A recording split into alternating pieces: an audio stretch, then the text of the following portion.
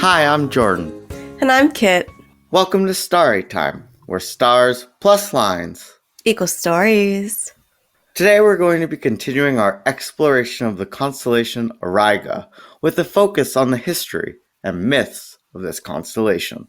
Given that Auriga has some very bright stars, as we discussed last week, it's probably not too surprising that this area of the night sky has some lore attached to it, even before the Greeks and Romans. So, for example, the stars in this part of the night sky were part of the white tiger of the west, the vermilion bird of the south, and the three enclosures in Chinese astronomy. And some specific stars in this area of the night sky were associated with Chinese asterisms of chariots for celestial empires and the grain harvest. The Bororo people of Brazil have seen these stars as part of a caiman constellation. And if you don't know what a caiman is, it's a smaller relative to an alligator or a crocodile that lives in South America. And various cultures have had associations with this bright star Capella, including it as the heart of a deity and the mother of all stars.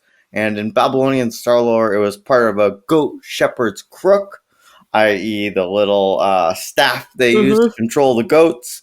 And the constellation was associated, of course, with harvesting and springtime. I also read that Bedouin groups saw this area of the night sky as a herd of goats, so we're definitely getting some hints of goat here. Ah, yes, the aroma of farms and mountains. And other places goats may live. Barns, towers, to be discussed.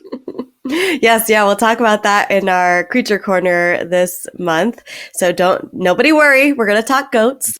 So Auriga is one of the constellations from Ptolemy's 2nd century Almagest.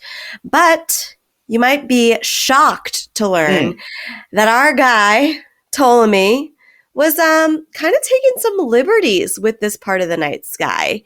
Basically went from this constellation that was a goat or goat herder. But of course, the Greeks are really interested in this Charioteer character. And so Ptolemy kind of just like smushed them together. So we then end up with a Charioteer, but also goats involved. And it seems like this is probably due to this merging, changing interpretation and meaning of the night sky. And we'll definitely talk about the goat myth in our asterism for this constellation. So today, instead of talking about Capella and the goats, we're going to focus on the mysterious Charioteer. All right, let's get to it. Who was this Charioteer? Well, as usual, the answer to this is kind of complicated. So Ian Ridpath wrote a book called Star Tales and identified 3 different possibilities for who the Charioteer is. And there are a couple of others that crop up on Wikipedia and other places. And so today we're just going to focus on the 3 most common myths associated with this Charioteer. Yeah, we're going to focus on the most common myths because we do got to make choices on this podcast. But of course, we will post more about the other myths you can learn about in our show notes or on our socials, so keep an eye out for those. We're at Storytime Pod on the Universityn server on Mastodon, or we're also at Storytime Pod on Twitter. So let's start with the most common or most popular myth that states the Charioteer was a hero named Erichthonius of Athens. It's a very long name. Maybe this is why Ptolemy didn't name the Charioteer. He was like, Erichthonius it's too much. It's certainly a mouthful, yes. Erichthonius is an early king of Athens, and the origin of his births, in typical Greek fashion, are a little bit ick. Zeus being Zeus? This time I have to say, shockingly, no. The story goes that Athena, the maiden goddess of war and wisdom, this is very important, I must interrupt you, because I got to play Athena in the 5th grade musical we did about the Trojan War and Odyssey. It was very, very important and informative for me. This is the most Kit anecdote I've ever heard in my life. So Athena goes down to visit Hephaestus, aka Vulcan in Roman mythology, who is the god of the blacksmiths. So, of course, when we talk blacksmiths here, we're talking metalwork, we're talking fire, and also volcanoes. This is where you go to get some weapons made. Of course. And Hephaestus, who you might recall, is married, but constantly being cheated on by Aphrodite, sees Athena and is like, all right, Athena. I mean, Athena is Hephaestus' half-sister because they're both children of Zeus. Though, and this is kind of interesting, Hephaestus is the child of, you will never believe this, Zeus and Hera. I mean, it's a tough household to grow up in, for sure. Yeah. So Hephaestus chases after Athena and, in typical Greek myth fashion, tries to force himself onto her. She fights back, and hey, there's no real nice way to say this, but she does get some of his semen on her thigh during this struggle. Yeah. Ugh, very ugh. Anyways, Athena is understandably disgusted and wipes away the offending bodily fluid. However, this bodily fluid lands on Earth, and from it, Erichthonius is born. I hate it so much. Other stories will say that he was simply the son of Hephaestus and that Athena decided to take care of him because Hephaestus was an unavailable bad dad, just committed to work and metallurgy. I mean, Hephaestus doesn't have the best role model, so. Oh, because his dad's Zeus? Right. yeah, that's tough. Well, also, his mother is Hera. Yeah, tough. Yeah, it's tough to be Hephaestus. Anyways, Erichthonius, he may just be bodily fluid turned into body, but there are other myths about his early life that also insist that he was part serpent, or that Athena wanted him hidden in some ways that mortals violated. But either way, he was protected as he grows up by Athena. And as an adult, he drives out a usurper of the Athenian throne and manages to become king of Athens. From there, he basically founded festivals for Athena, and his big claim to fame is making the 4-horse chariot, which is known as the Quadriga. Which is, of course, an iconic symbol of ancient Rome and the entire classical era for sure. At least one version of the myth suggests he created this Quadriga or Quadriga because he had some kind of issue with his feet or difficulties walking. But we do know he loved racing chariots, and Zeus was like, that's my grandson. Let's put him out in the night sky. Well, I mean, this myth definitely started really weird and gross, but the ending seems pretty good, even though I see nary a goat. Nary! A single goat. So the second myth has some similarities, but also a lot of differences from Erichthonius' myth. So in some versions, this charioteer, Auriga, was Myrtilus. So Myrtilus, like Erichthonius, is a child of a god. This time, it's gotta be Zeus, right? Still not Zeus. So instead, Myrtilus is said to be the son of Hermes, and his mother is of ambiguous origins, maybe an Amazon, maybe a nymph, maybe just a regular lady. We just don't really know. Yeah, that's unusual, because it seems if you're going to know one of the two parents, that would be the one that gets recorded. Yes, so we don't know. Myrtilus is not a king, but he is a king's charioteer. So, you know, the guy that drives the king around in the chariot. But the king he works for is like kind of intense. And he's particularly intense about his beautiful daughter. Ah, he has a beautiful daughter. Don't they all? It sure seems like they all do. So this king's daughter is named Hippodamia, and of course, Myrtilus is in love with her. I mean, of course, she's beautiful. What more do we need to know? Myrtilus, I can't blame you. But he's a little scared to ask her dad to court her because her dad is super intense, as I mentioned. So her dad, anytime a suitor comes to pursue her or to ask to court her, her dad challenges them to the death to a chariot race. Eek. A little overprotective, even by ancient Greek standards. This is a lot. Right. So basically, the suitors come and the king is like, you can only marry her if you can escape with her by chariot. So, like, he puts her in the chariot with the suitor, and they have to make it to a certain place. And if they can make it to that place without getting killed, then they get to get married. And unfortunately for the suitors, Myrtilus is really good at his job, and the king keeps catching the suitors and then beheading them. I can't imagine that's traumatizing at all for Hippodamia, but Anyway, one day a suitor called Pelops comes to town. And for some reason, Hippodamia is just kind of taken with him. And she really doesn't want him to get beheaded. So from here, there's two sort of divergent stories of this myth. So in the first version, Hippodamia asks Myrtilus to allow them to escape, basically like throw the race somehow. Mm-hmm. And in the second version, Pelops bribes Myrtilus into throwing the race by pretty gross means. Oh no. What's the bribe? So the bribe is that Myrtilus can have the first night with Hippodamia before, Pelops marries her. This is disgusting. This is awful. Yes. So either out of the goodness of his heart or because Myrtilus agrees to the bargain, and he loosens the wheels of the chariot. It goes out of control. The wheels fly off. The king is tossed to his death, and Myrtilus lives somehow. So then we're in a bit of an awkward situation because Myrtilus is alive, and so is Pelops. And in both versions of the myth, Pelops decides that the easiest way to deal with this is to throw Myrtilus into the ocean to his death.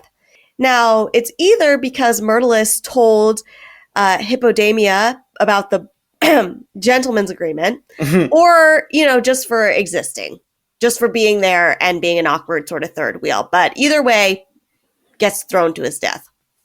Just know, if you're Myrtilus, don't bargain with this guy. It's not going to end out the way you think it's going to. But you will be happy to know that on Myrtilus's long way down to the ocean, he curses Pelops' family, which lasts for many future generations. And then he's put into the night sky because I don't know why. This one's not great, Kit. Not great. And I'm sorry to say, the myths don't get less tragic with the final common understanding of who this Charioteer was. Onwards we go. Unlike our last two Charioteers, this one doesn't have a god as a dad. But close enough, this kid is the son of Theseus. Theseus himself might be a demigod or maybe just the son of a different king of Athens. But if you're not familiar, Theseus is basically the one that kills the Minotaur. Mm-hmm. So in this myth, this focuses on Hippolytus, who is Theseus's son. Not to be confused with Hippodamia. That's different. But hippos is the Greek word for horse. So there's lots of names in Greek mythology that are related to horses.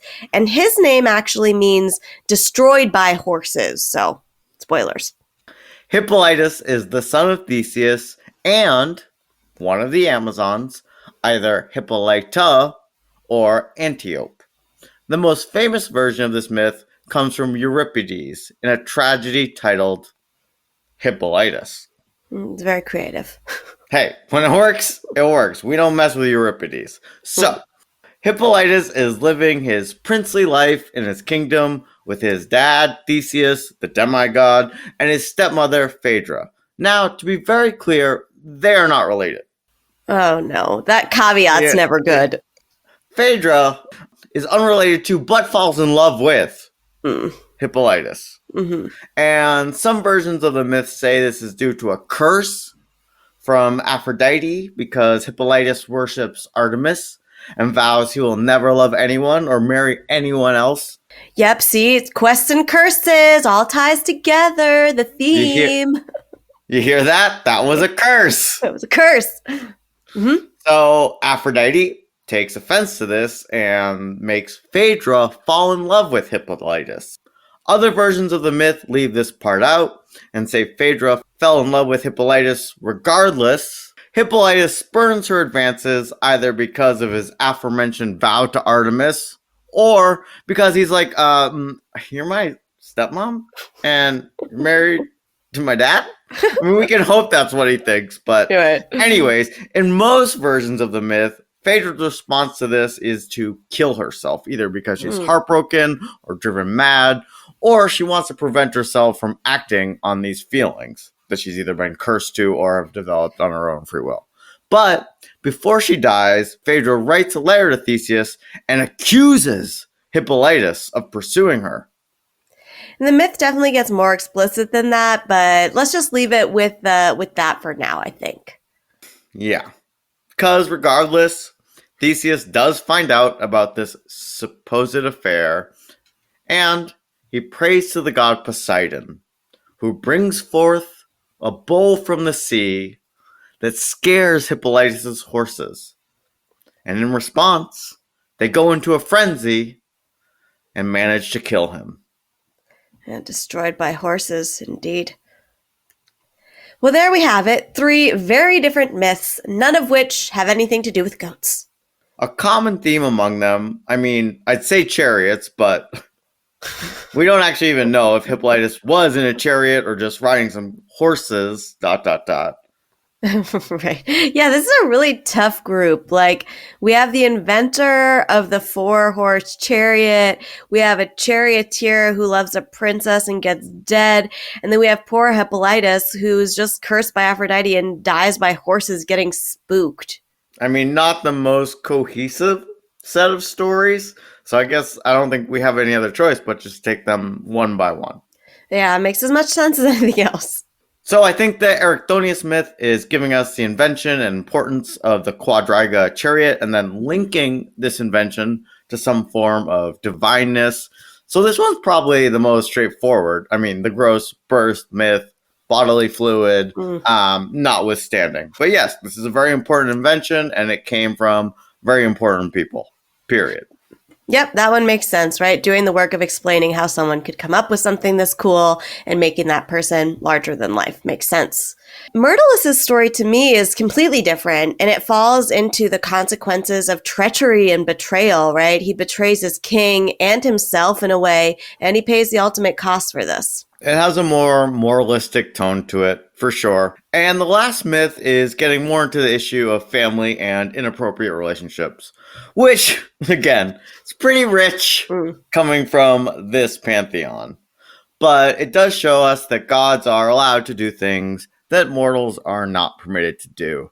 Again, this distinction is made clear over and over again in these myths. So maybe highlighting the power of the gods and the differentiation between what is permissible for gods versus what mortals are able to do. This myth served to reinforce that very important point. Yeah, and this idea of a married older woman infatuated with a younger man shows up in other Greek myths as well. And this particular version is written as a tragedy, which is one of the 3 genres in ancient Greek theater. And tragedies are really about these big stories of life, helping to understand and make sense of the world as people are living them. And we see a lot of elements of that here, especially around Theseus's actions, which ultimately leave him without a son or a wife. And so I think one of the reminders from this is to take in information, to gather information before doing something, that you can't undo. Kit, I will say I'm excited for some Retconstellations of this myth that aren't tragedies. I can get enough of that from the news every day. Am I right? I mean, let's take a quick break and then return with some Retconstellations of this myth.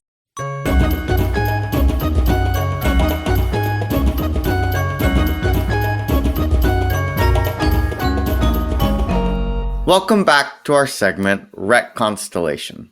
In this segment, we reimagine, reboot, and revise the myths of our monthly constellation in hopes to either modernize them, subvert them, or deepen the story of this monthly constellation.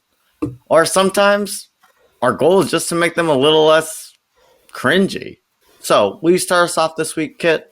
Yeah, so I actually have 2 ideas, and both of them are just about ditching the other myths just totally. I just ignored them completely.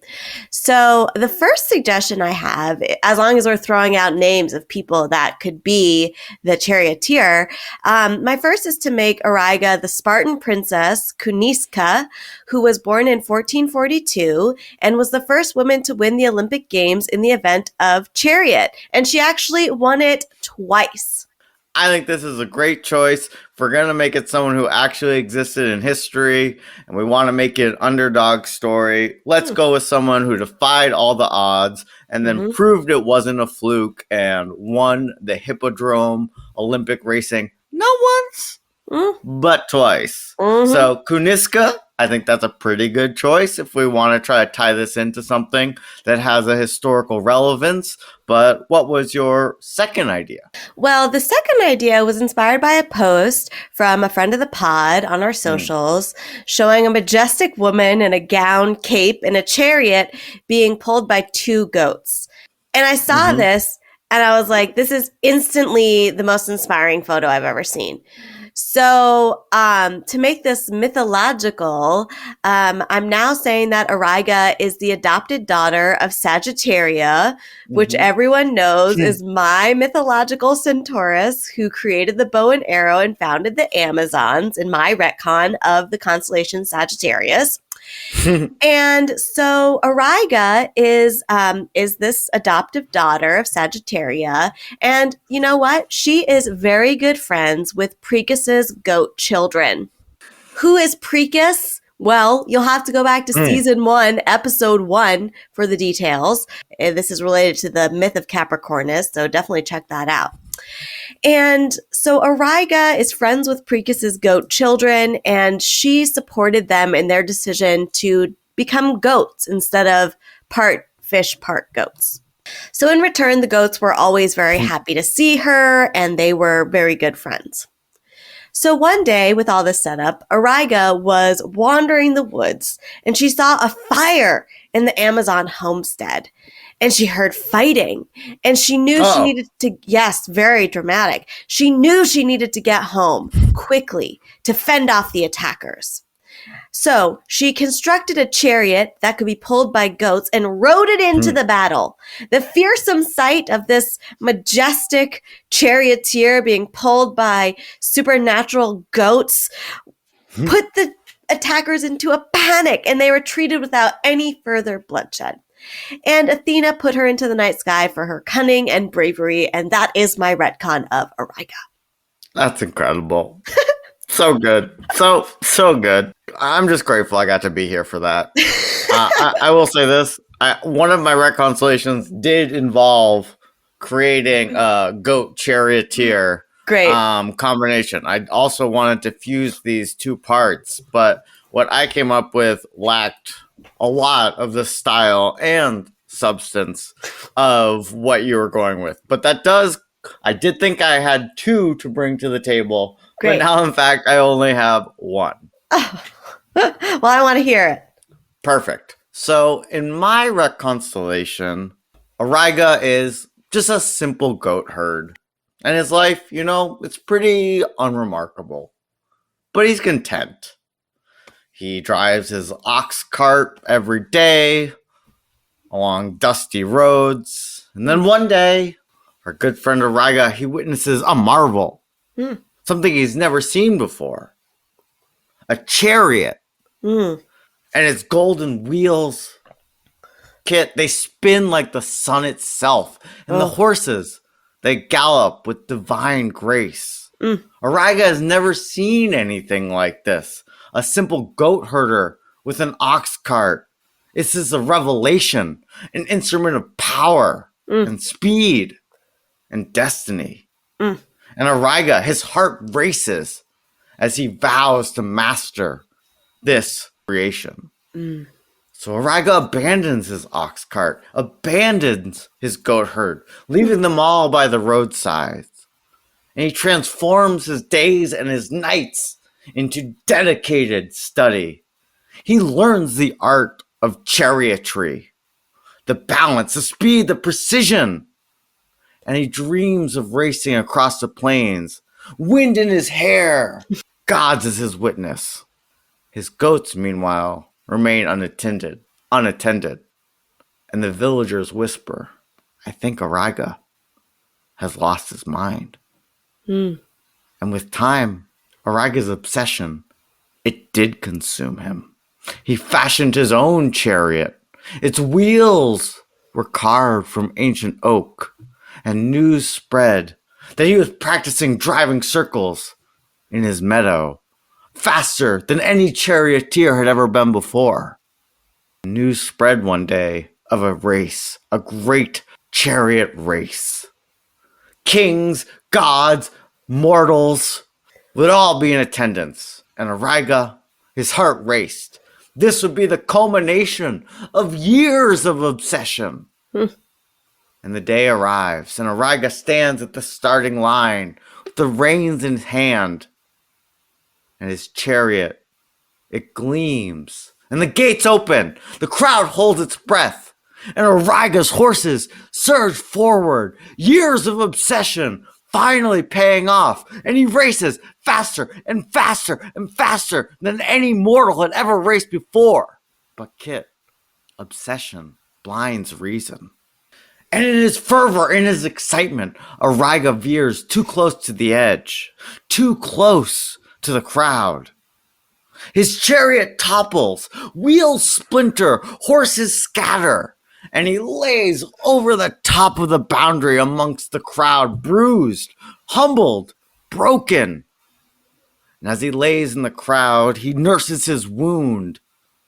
And a wise old shepherd says to him, chariots are but tools. Mastery lies not in their speed, but in the heart that guides them. And you know what? Auriga, he listened. He gave up this life of chariot racing, and he returned to his goats, his ox cart, and his simple rhythm of life. But now he drove his ox cart and attended to his goats with a newfound wisdom. A much better moral than all of the other myths that we've heard. I love it. I love it. Wow. But yeah, we did our best to make Retconstellations here that fit with our mission. If nothing else, they are hopefully somewhat less cringy than the original myths. But all right, Kit, let's go to our final segment of Retconstellation. This section is when we ask Oracle AI about our myth and give them an opportunity to Retconstellation it. So the first thing that we did was ask the Oracle what the most popular myth of this constellation was. And it told us all three of the ones that we've already outlined. So then we insisted that it pick the most well-known and interesting one. And after a lecture about subjectivity, the Oracle decided the most interesting myth was the one of Myrtilus. So then we asked the Oracle to summarize the problematic themes of the Myrtilus myth, and the Oracle said the myth of Myrtilus contains several problematic themes that may raise ethical concerns or provoke critical analysis. And these included betrayal and treachery, exploitation and manipulation, revenge and violence, abuse of power, and lack of agency for Myrtilus. So says the Oracle, these themes reflect complex ethical and moral considerations inherent in the myth of Myrtilus, inviting critical examination of power dynamics, interpersonal relationships, and the consequences of deceitful behavior. Okay, Oracle, you kind of neglected the whole overprotective dad-daughter relationship, but okay, sure. Well, I mean, it's normal for your dad to challenge to the death every person that tries to pursue you. Totally. All right, Jordan, would you kindly voice the Oracle in their retelling that they say fixes all these problematic elements? Kit, it is my honor to speak on behalf of the Oracle this month.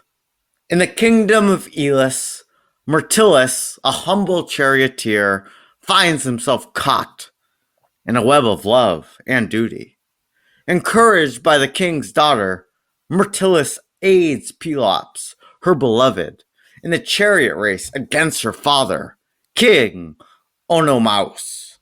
Despite his conflicted heart, Myrtilus yearns for peace and harmony among those he cares for. When Pelops emerges victorious, Myrtilus celebrates the triumph of love over adversity. However, as gratitude turns to greed, Pelops betrays Myrtilus, casting him into the abyss. In his final moments, hanging in the abyss, Myrtilus forgives, his spirit embracing the heavens as a beacon of reconciliation and forgiveness itself. This retelling highlights themes of love, forgiveness, and the power of redemption, offering a gentler interpretation of this enduring myth. So this is just the original myth, except there's no curse at the end. I was hoping I wasn't the only one who noticed. This is the first time I felt like the chat was just like genuinely lazy. I mean, I know that's anthropomorphic. Right. I know it's not actually lazy. And the wild part is that when we put it in initially, the very first thing that came back was literally the original myth. And I was like, no, Oracle, we need to address those problematic elements. And this is what it came up with. If AI Oracle is getting worse as time goes on, that's only good news for you and me.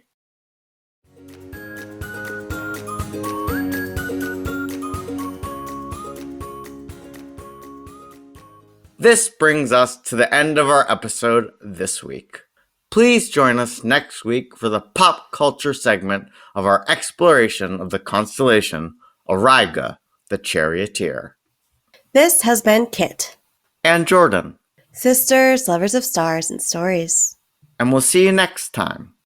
On Starry Time.